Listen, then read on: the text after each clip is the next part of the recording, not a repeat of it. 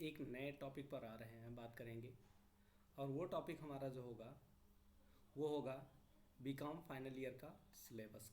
ठीक, हम सिर्फ और सिर्फ बात करेंगे सिलेबस पे, क्योंकि जो क्लासें अब चलनी हैं वो आगे यही चलनी है, तो हम सिलेबस की बात करेंगे अभी। ठीक, अब ध्यान देना है बीकॉम फाइनल ईयर में।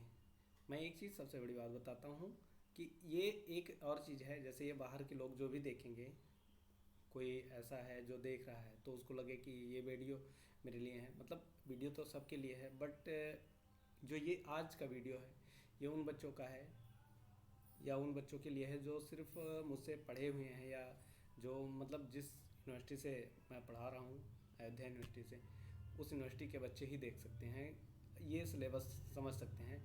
बाकी जो टॉपिक चलेगा, जैसे इसके सिलेबस को पढ़ाया जाएगा, वो कोई भी पढ़ सकता है, कि मोस्टली सिलेबस उन्हीं का होता है। बट और यूनिवर्सिटी में क्या होता है कि कुछ चीज़ें फर्स्ट ईयर में पढ़ा दी जाती हैं, कुछ चीज़ें सेकेंड ईयर में, तो ऐसा ऐसा अपना जहाँ जहाँ का जैसा रूट है। तो इसलिए मैं सिलेबस को डिस्कस करूँगा, और सिलेबस जो होगा वो आपका वो सिर्फ और सिर्फ यहीं के अकॉर्डिंग होगा। तो देखिए, बीकॉम फाइनल ईयर के जो बच्चे हैं हमारे साथ जुड़े हुए, उन बच्चों को मैं एक चीज़ बताऊंगा कि आपके 6 पेपर होते हैं फाइनल ईयर में, 6 पेपर होंगे। इन 6 में 4 आपको कंपलसरी मिलेगा, मतलब 6 में ये 4 और 2 वाला हिसाब होगा। तो 4 तो कंपलसरी है आपके, और 2 ऑप्शनल हैं। ठीक, 2 ऑप्शनल हैं, मतलब आपको 4 सब्जेक्ट तो पढ़ना ही पढ़ना है, ये फिक्स हो गया है। और 2 सब्जेक्ट ऐसे हैं जो ऑप्शनल हैं, आपको ऑप्शन में लेके पढ़ना है, मतलब आपको सिलेक्ट करना होगा। तो इसमें ग्रुप ऐसे बनते हैं, ग्रुप ए, बी और सी ऐसे बनते हैं। तो ग्रुप ए में 2 पेपर होंगे, ग्रुप बी में 2 पेपर होंगे, और ग्रुप सी में भी 2 पेपर होंगे। बट आपको यहाँ पे मिलेंगे कम से कम 6 मिलेंगे, 6 में मतलब ऐसे 2 2 का पेयर करके मिलेगा। तो आप चाहे ये ले लें, चाहे ये दोनों, चाहे ये दोनों, मतलब C1 C2 C3 C4 ऐसे करके सिलेक्शन कर सकते हैं आप। ठीक, तो इसमें से 3 4 ऐसे मिलेंगे, C1 C2 C3 C4। I think मेरा मानना है कि मैंने इसमें से और तो नहीं सिलेक्ट किए, लेकिन 2 ग्रुप को सिलेक्ट किया है। तो ये सी आपका है, सी में जो भी सिलेक्शन कर सकते हैं। आपका ये और बी जो है वो ये है 4। तो आपको पढ़ना है, पहला कारपोरेट अकाउंटिंग पढ़ना है, दूसरा आपको ऑडिटिंग पढ़ना है, तीसरा आपको इनकम टैक्स पढ़ना है, चौथा आपको इंफॉर्मेशन टेक्नोलॉजी, जिसे हम शॉर्ट फॉर्म में आईटी कहते हैं, इसमें कंप्यूटर से रिलेटेड वो सारी बातें आपको पढ़ाई जाएंगी। ठीक, and it's business application, business से रिलेटेड हम सब चीज़ें पढ़ रहे हैं, क्योंकि कॉमर्स पढ़ रहे हैं तो इसमें बिजनेस एप्लीकेशन ही विशेष हमें पढ़ाए जाएंगे। ये तो 4 रहे आपके कौन से, जो कंपलसरी हैं आपको पढ़ना है। अब आपके ऑप्शनल है, ऑप्शनल में C1 C2 C3 C4 C5 ऐसे C1 से शुरू हैं और C5 तक गया है। तो पूरे मैं नहीं बताता हूँ, क्योंकि पूरा पढ़ाया भी नहीं जाता है, और पूरा बच्चों को लिया नहीं, लेने भी नहीं दिया जाता है। कारण ये होता है कि जो क्लास में जो टीचर यहाँ पे हैं वो अपना वही सब्जेक्ट पढ़ाते हैं जो ऑलरेडी शुरू से चलता चला आया है, उसी सब्जेक्ट के टीचर हैं, और जिस सब्जेक्ट के टीचर नहीं हैं तो वो चीज़ें नहीं पढ़ाई जाती हैं। तो आपको ये दोनों मिलेगा, मतलब यहाँ के टीचर रिक्वायर्ड करेंगे आपसे कि यही दोनों आप ले लीजिए, ह्यूमन रिसोर्स मैनेजमेंट और इंडस्ट्रियल रिलेशन, ये 2 आपको पढ़ाया जाएगा कॉलेज में, इसकी क्लास भी चलेगी। जिन बच्चों को, तो 4 ये हो गए, 2 ये हो गए, मोस्टली 99% बच्चे यही 6 सब्जेक्ट लेते हैं, मतलब ये 4 तो कंपलसरी सबको लेना है, ये 2 सिलेक्ट जो करते हैं वो 99% सेलेक्ट करते हैं। कहीं 1 2% बच्चे ऐसे होते हैं जो मैनेजमेंट और फाइनेंशियल मैनेजमेंट को पढ़ने की कोशिश करते हैं, क्योंकि ये न्यूमेरिकल हो जाता है। अच्छा, इससे पहले सिलेबस कुछ और था, तो सिर्फ कारपोरेट अकाउंटिंग था, इसलिए बच्चे दोनों ये ले लेते थे। तो उनको एक चीज़ समझ में आ जाता था कि एक न्यूमेरिकल यहाँ हो गया और 2 ऑप्शन में ले लिया, 3 न्यूमेरिकल। बट अब एक इनकम टैक्स सेकेंड ईयर से थर्ड ईयर में आ गया, तो अब यहाँ पे आपके 2 न्यूमेरिकल हो गया, तो 2 यहाँ हो गया और 2 ये, तो अब 4 न्यूमेरिकल आपके हो जाते हैं, और 4 न्यूमेरिकल पढ़ना हमारे लिए बहुत कठिन काम है। तो इसलिए बच्चे अब क्या करते हैं कि इसी दोनों को लेके और पढ़ना शुरू कर देते हैं। अच्छा, इसकी सबसे बड़ी बात होती है कि इसकी क्लास भी चलती है, और इसकी क्लास नहीं चलती है। तो इसके लिए बच्चों को कोचिंग खोजना पड़ता है, टीचर मिल रहे हैं नहीं मिल रहे हैं, कौन पढ़ाएगा कैसे पढ़ाएगा, तो बच्चे कई समस्याओं से मतलब देखते हैं तो उनको लगता है कि छोड़ दो, नहीं पढ़ना है। मैं एक चीज़ कहूँगा कि अगर आपको थेरेटिकल ऐसा कोई कोर्स करना है, जैसे एमबीए करना है या सीएस करना है, तो आप इन दोनों को पढ़ लीजिए। बट अगर आपको सीए करना है, ये मतलब ऐसे, या टीचर बनना है, तो आप इन दोनों को ज़रूर पढ़ें। क्योंकि न्यूमेरिकल, देखो टीचर आपको बनना है तो न्यूमेरिकल के टीचर बनना आपको ज़रूरी है। ठीक, मैं ये चीज़ मानता हूँ। थेरेटिकल टीचर की रिक्वायर्ड कम होती है, जो ये होता है कि सब पढ़ लेंगे, लेकिन अगर आप न्यूमेरिकल के टीचर हैं तो आपकी रिक्वायर्ड ज़्यादा होगी, जल्दी होगी, और ज़्यादा से ज़्यादा आपको पसंद कर लिया जाएगा, एक्सेप्ट कर लिया जाएगा। न्यूमेरिकल टीचर, कई आपके ऐसे बैकग्राउंड है जहाँ पे आप जा सकते हो न्यूमेरिकल को लेके। ठीक, आप किसी बेहतर कोचिंग में भी जाके पढ़ा सकते हो। न्यूमेरिकल पढ़ाने वाले बहुत कम लोग मिलते हैं।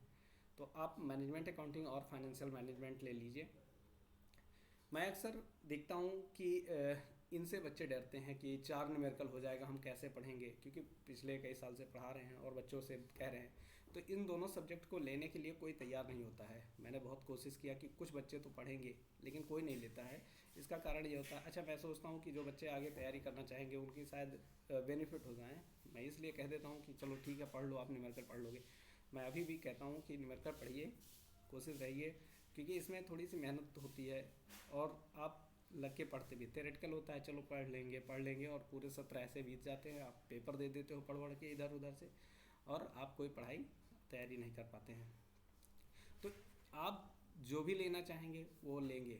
अगर कोई मैनेजमेंट और फाइनेंशियल मैनेजमेंट लेना चाहेगा तो उनसे बिल्कुल मैसेज करके मुझे नीचे चाहे कमेंट करके, या मेरे इस नंबर पे आप मैसेज करके बता देना। ये देखो मेरा यहाँ नंबर लिखा हुआ है, और मुझे इस नंबर पे मैसेज करके बता देना। व्हाट्सएप मैसेज इस पर आएगा,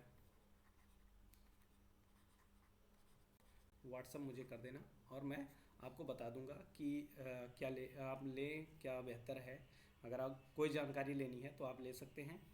ठीक, मैं एक चीज़ और बताऊंगा। तो ये सिलेबस का डिस्कशन था, अगर आपको मैंने बता दिया। अब आप जो भी और इन्फॉर्मेशन लेना चाहें ले सकते हैं, क्योंकि मैं बहुत लंबी वीडियो नहीं बनाना चाहता हूँ, और छोटी सी वीडियो बना के छोटा सा इन्फॉर्मेशन देना चाहता हूँ। एक चीज़ और, कल से मैं आपको इनकम टैक्स, ठीक, इनकम टैक्स की वीडियो अपलोड करूँगा, जो होगा, ठीक। लैंग्वेज अगर कहें, लैंग्वेज जो होगी वो कह सकते हैं हिंदी तो रहती ही है, ठीक, हिंदी में ही होगी। उसके बाद जो लिखा कह सकते हैं नोट्स जो आपको मिलेंगे, नोट्स मिलेंगे वो भी हिंदी में ही मिलेगा। लेकिन अगर किसी बच्चे को इंग्लिश में चाहिए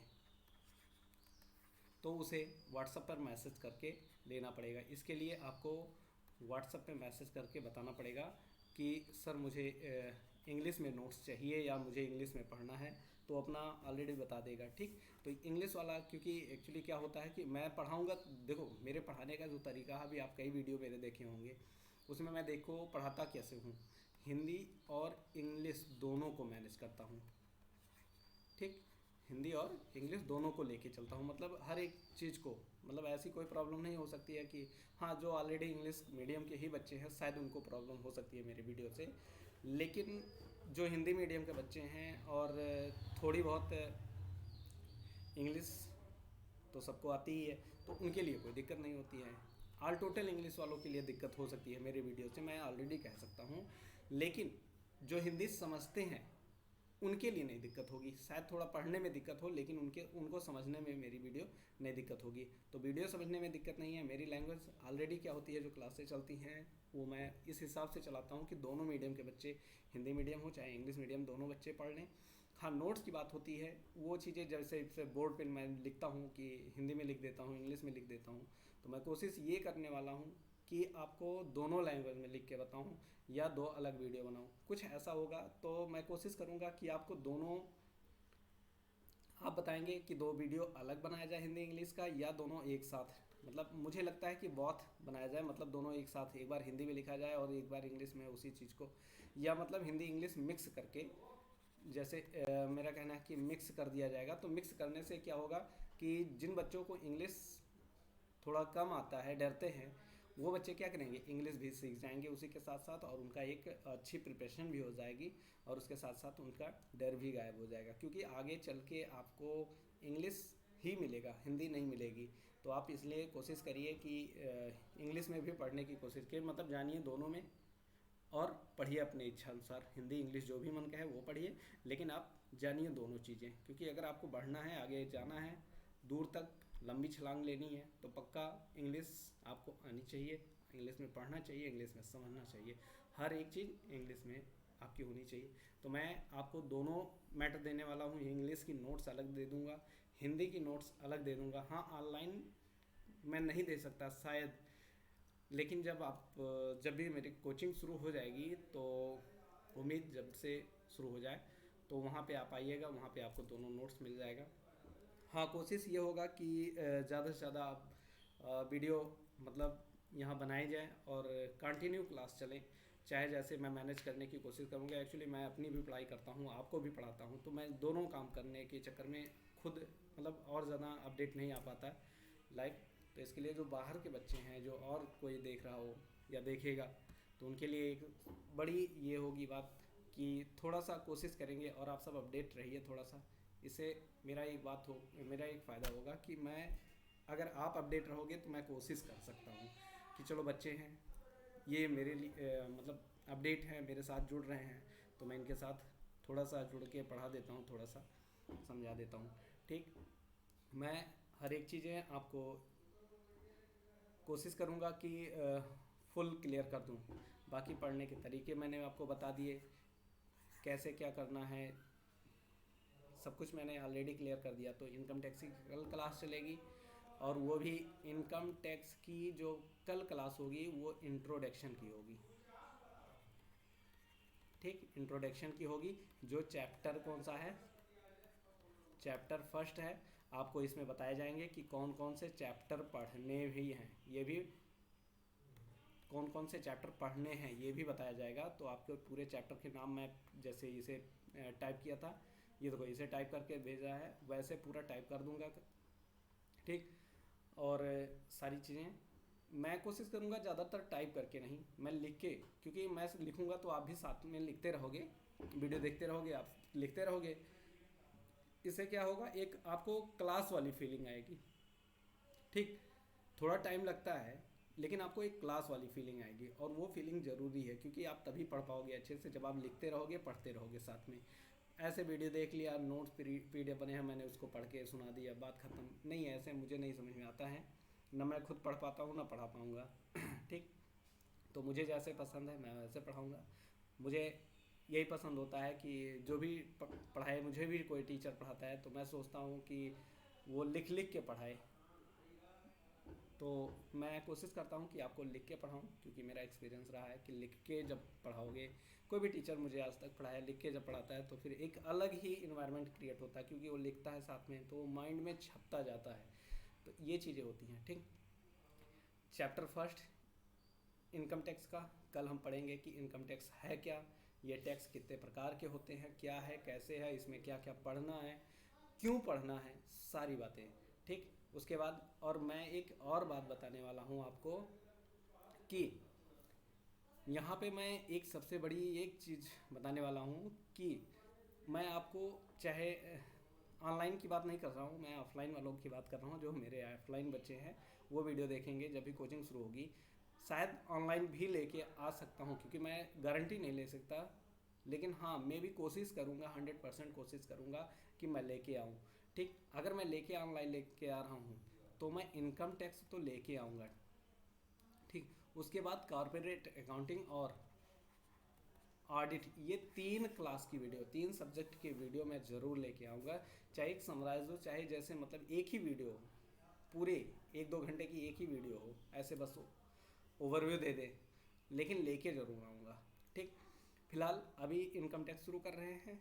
ओके, मिलते हैं कल, बाय बाय।